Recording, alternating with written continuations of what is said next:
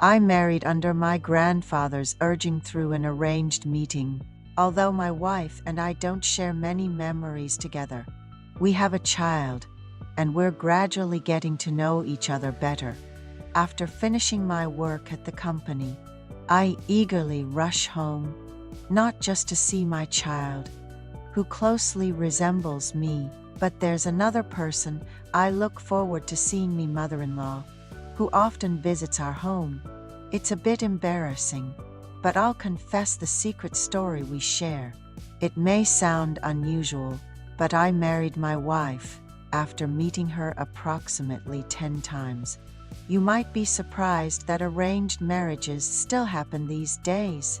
Nonetheless, whenever I see my beautiful daughter's face, I'm filled with joy at being a father and a strong resolve to raise her well. I made a promise to myself to always treat the woman who gave birth to such a beautiful child well for the rest of my life.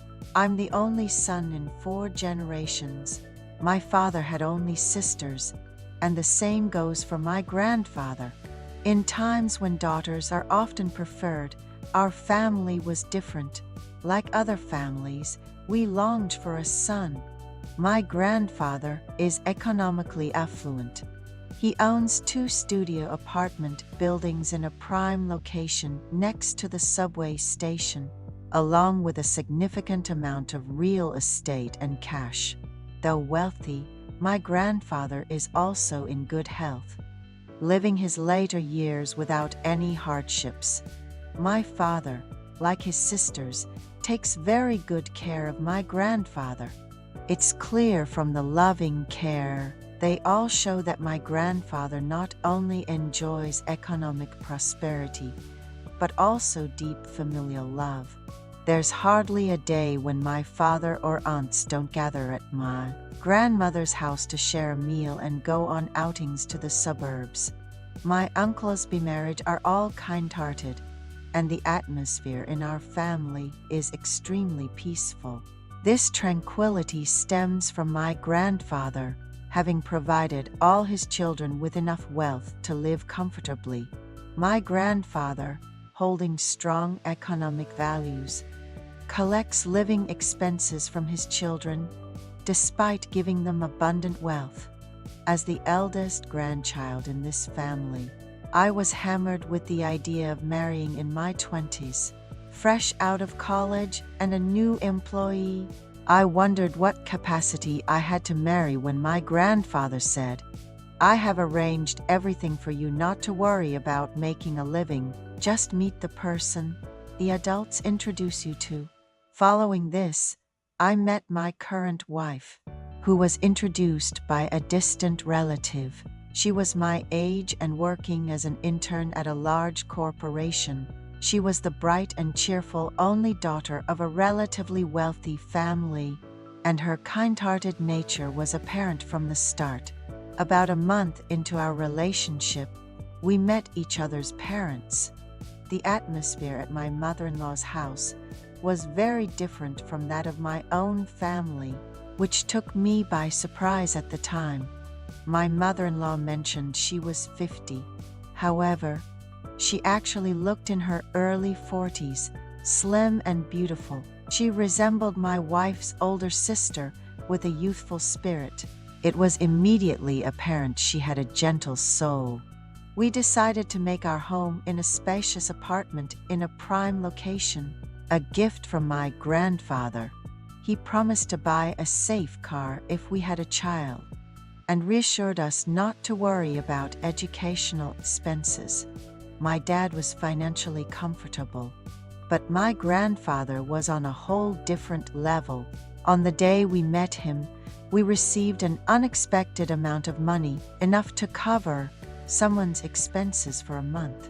I wasn't sure how my wife truly felt, but she never hesitated to visit him. She even took the time to figure out his preferences in underwear and tastes to prepare and beautifully wrap gifts for him. Grandpa welcomed our visit, saying, "Getting filial piety from my granddaughter-in-law makes my wallet open."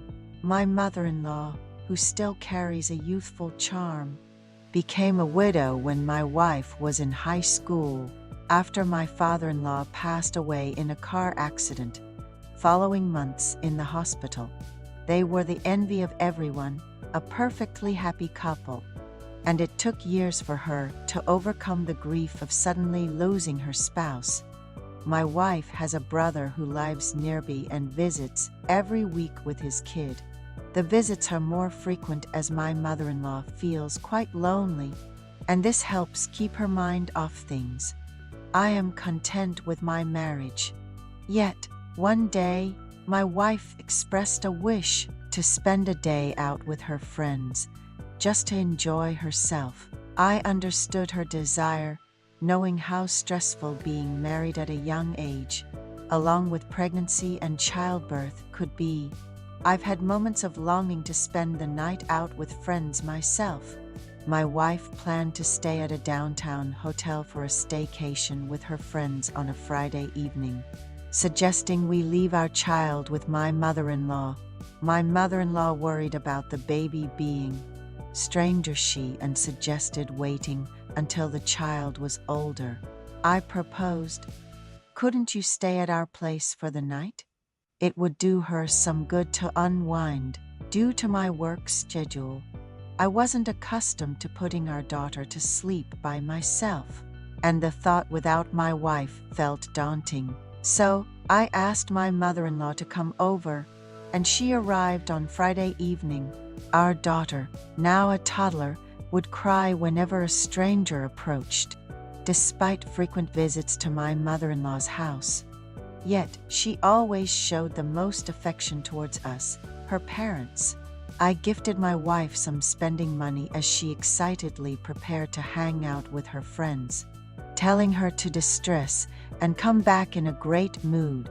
Little did I know the day would bring an unexpected encounter with my mother-in-law. On my way home from work, I picked up my mother-in-law's favorite snacks and some beer. With her help, we bathed my daughter and read her a bedtime story. My mother-in-law, showing her appreciation, said with a laugh, "Thank you for letting her go out so willingly. I wonder when that girl will ever grow up." It was the first time I saw my mother-in-law without makeup. In her early 50s, she looked younger and more beautiful than anyone else. She shed tears, saying, if her father were alive, he would be enjoying his grandchildren. He loved children so. I tried to comfort her, and one thing led to another.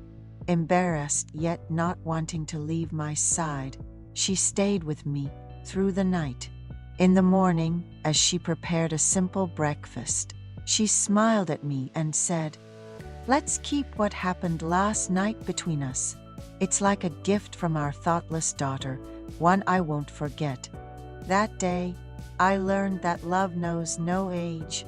My wife came home late on Saturday, and my mother-in-law gently scolded her. "Have you vented enough? Think of your child first, and try to be more responsible." Since then, I haven't been able to look at my mother-in-law the same way. Yet she treats me as she always has. The awkwardness prevents me from bringing it up first. If the opportunity arises, I would like to comfort her loneliness, especially since she is still quite young, healthy, and attractive. My friends, who attended my wedding, joked about the absence of a sister-in-law or sister, saying, "The house must be so dull without a young woman." Little do they know about the charming woman my mother-in-law is. And of course, I can't share last weekend's encounter with them. I'm confessing this secret story here.